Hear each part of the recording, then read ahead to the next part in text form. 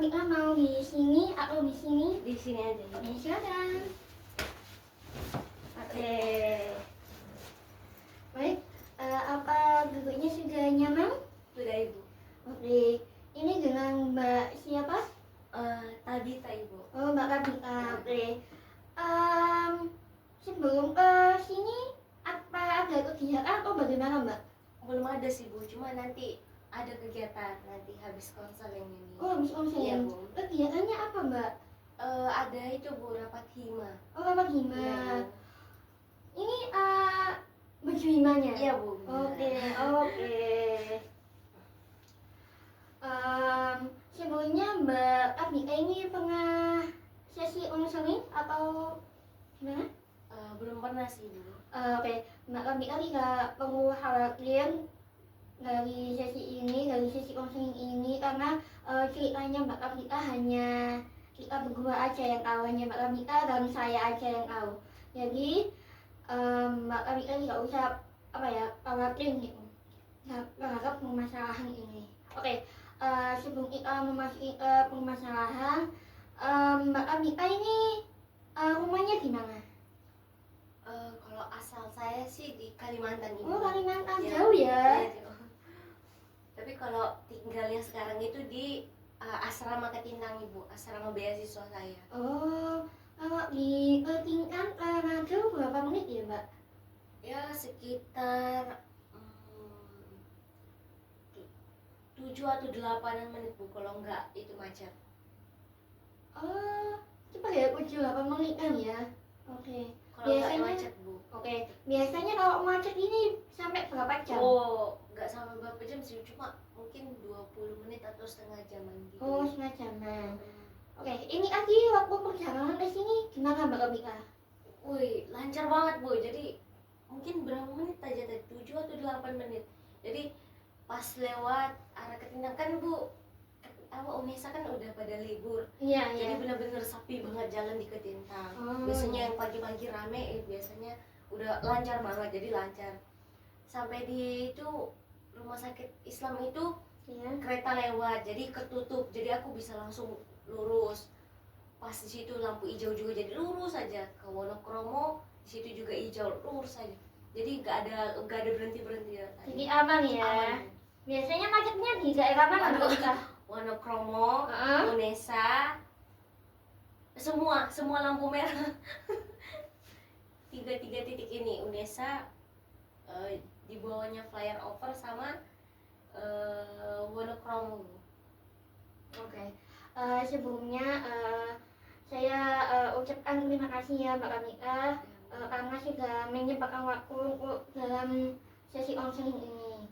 Ya, baik, berhubung Mbak Kabita sudah nyaman, kita ke sesi berikutnya. Kedatangannya Mbak Kabita sini bukan hanya untuk menceritakan kesehariannya Mbak Kabita aja kan, tetapi juga Mbak Kabita juga menceritakan tentang permasalahannya Mbak Kabita. Dalam konseling kali ini kita memiliki waktu sekitar 15 hingga 45 menit. Apakah Mbak Kabita menyetujuinya? Setuju Ibu. Oke, kita gunakan waktu sebaik-baik mungkin ya Mbak. Oke, Mbak Kabita bisa menceritakan tentang permasalahannya Mbak Kabita. Silakan. Jadi saya marah sih Bu ke orang tua karena ya mereka membeda-bedakan gitu loh Bu. Jadi aku punya tiga orang bersaudara. Jadi saya anak tengah, jadi saya merasa dibeda-bedain sama kakak sama adik gitu Bu. Perasaannya Mbak Kabita ini marah. Iya Bu. Apa ada perasaan yang lain selain marah? Marah sih Bu. Apa hanya marah aja atau hingga benci atau bagaimana Mbak Kabita? Benci sih enggak ya Bu, cuma marah. Oke, marah. Dalam perasaannya Mbak Kabita yang marah ini, perilaku apa yang muncul di Mbak Kabita saat permasalahan itu terjadi? Saya memilih untuk menjauh sih Bu. Jadi kayak gimana ya, misalnya orang tua itu biasanya saya yang sering nelpon duluan, kan orang tua kan di Kalimantan kan Bu. Iya. Biasanya saya duluan yang nelpon. Iya. Tapi ya saya memilih untuk ya gak usah dulu, jangan dulu, enggak, jangan dulu, tunggu orang tua yang Jadi perasaannya Mbak Abika ini nggak enakan atau bagaimana? Enggak Bu, jadi ya karena marah ya saya nggak mau nelpon. Oke. Eh, perasaannya Mbak Abika ini marah, lalu perilakunya Mbak Abika ini tidak mau menelpon Iya, eh, orang orang tua. tuanya Mbak Abika ini, berarti perilakunya Mbak Abika ini menarik diri atau bagaimana? Iya Bu, menarik diri. Oke, saya ulas kembali. Perasaannya Mbak Abika ini marah, lalu perilaku yang muncul kalau permasalahannya Mbak Abika ini menarik diri. Iya. Oke, bisa diceritakan lebih detail permasalahannya Mbak Abika. Oke. Jadi saya itu Bu, apa 3 orang bersaudara. Ya, Semua ini cewek oke. semua. Terus ya kami ya termasuk jaraknya itu dekat-dekat, jadi jaraknya 4 tahun 4 tahun 4 tahun semua. Terus saya anak tengah Bu. Nah saya merasa dibedain banget sama adik sama kakak saya. Jadi ya misalnya ya Bu, adik saya pengen beli HP, besoknya langsung dibeliin. Kayak cepat banget gitu loh Bu, apa dituruti permintaannya. Terus kakak saya kayak permintaannya apa aja misalnya dia mau pulang, dia kan kemarin apa kuliah di Jakarta kan Ibu. Iya, Terus dia mau pulang langsung dituruti, langsung dibeliin tiket. Sedangkan saya sama ini kan Bu, saya kalau mau minta uang saku ya Bu, ya itu tunggu orang tua yang ngirim dulu, bukan saya yang minta. Tapi eh, ketika saya minta berapa bulan-bulan kemarin saya minta Bu, saya minta benar-benar nggak dikasih Bu.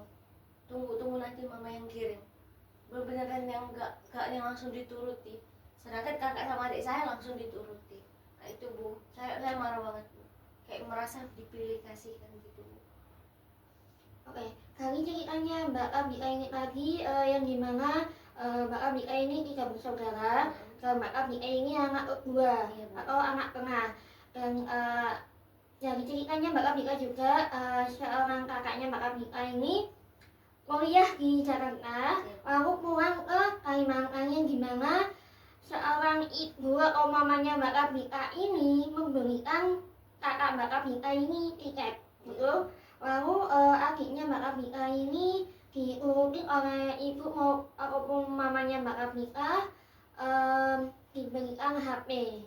Oke, dari ceritanya Mbak Abika ini, apa yang Mbak Abika harapkan dalam permasalahan ini? Ya saya maunya ya orang tua ya harusnya adil sama aku, sama kakakku, sama adikku. Jadi adil, apa pembagiannya tuh adil, nggak yang menonjol satunya yang di bawah gitu Bu. Adil yang Mbak Abika harapkan itu seperti apa? Ya adil Bu, jadi ya misalnya aku minta, misalnya aku minta uang saku ya, Ya, bisa langsung dikirim, bukan 2 minggu setelahnya. oke. Ya itu Bu. Saya ulas kembali ya Mbak, dalam permasalahan ini Mbak Abika menginginkan orang tuanya Mbak Abika ini adil. Ya, Bu. Dalam permasalahan ini juga apa Mbak Abika memiliki bukti bahwasanya kakak adik selalu diturutin sama mama Mbak Abika. Ya itu Bu, ya apa, adik pas aku nelpon adik, ya adik belum begini, aku lo dibeliin HP, langsung dibeliin HP. Ya itu buktinya Bu. Kalau kakak Mbak, Ya nyatanya aja kakakku udah pulang ke Kalimantan Bu. apa Mbak Abika tahu sebelumnya kejadian itu terjadi, apa Mbak Abika menanyakan? Enggak menanya. Mbak Abika tidak menanyakan. Jadi Mbak Abika nggak tahu prosesnya kayak gimana sebelum diberikan HP maupun diberikan tiket. Ya tapi saya langsung itu Bu, langsung apa, mikir loh, kok langsung dibeliin HP, loh kok beliin tiket, sedangkan aku mau minta minta uang saku aja harus 2 minggu setelahnya. Setelah saya minta baru 2 minggunya dikirimin. Adiknya Mbak Abika ini saat sebelumnya diberikan HP oleh ibunya Mbak Abika atau mamanya Mbak Abika, mungkin seorang adik melakukan apa yang disuruh oleh ibunya Mbak Abika. Ya kalau nuruti permintaan orang tua sih ya saya juga nurut Bu.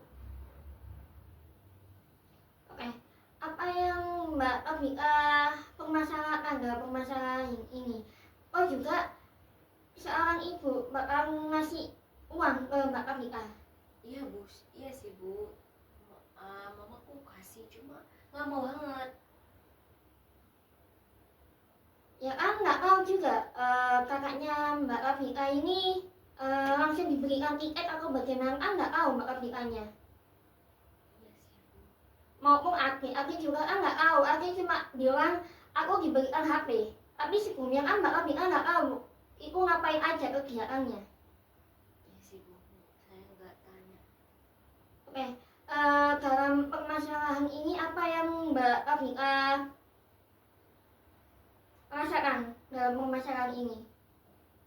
Ya saya kurang bertanya sih bu. Jadi mungkin adik saya pas dikasih HP mungkin ada ada space waktu, mungkin orang tua saya menuruti, mungkin adik saya harus ngapain dulu baru dituruti. Mungkin kakak saya juga yang karena dia udah selesai juga kuliahnya jadi disuruh pulang. Nah, kan berhubung Mbak Kabika ini belum selesai kuliahnya, jadi wajar atau tidak? Kan posisinya kakak udah selesai perkuliahannya, sedangkan Mbak Kabika masih kuliah. Ya sih bu, wajar sih bu kalau orang tua suruh kakak pulang. Oke, gimana perasaannya Mbak Kabika sekarang?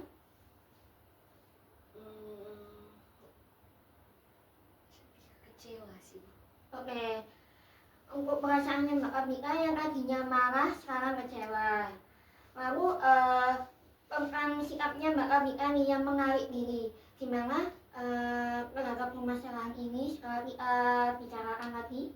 Ya mungkin saya belajar bertanya sih bu. Jadi ya sama ini kan saya langsung nyimpulin sendiri loh, kok orang tua nggak kirimin kok lama banget. Jadi saya nggak langsung bertanya gitu, mungkin orang tua ada kendala keuangan atau bagaimana atau lupa gitu bu. Oke, saya ulas kembali ya, yang dimana perasaannya Mbak Kabika ini marah, sekarang menjadi kecewa, lalu Mbak Kabika yang punya perilaku menarik diri ini menjadi pikiran rasional, yang dimana Mbak Kabika mengonfirmasikan dulu ke mama itu agar tidak ada kesalahpahaman lagi. Ya bu, benar. Oke, baik Kabika. Berhubung ini sudah 15 menit ya, udah 15 menit, lebih juga dalam sesi ini saya akhiri. Untuk pertemuan selanjutnya, Mbak Kabika mau di mana, di tempat yang sini atau gimana? Di sini aja sih bu, nyaman. Oke, nyaman. Untuk jamnya jam berapa dan harinya hari apa? Di hari Kamis aja ibu, Kamis di jam 8 sama kayak ini.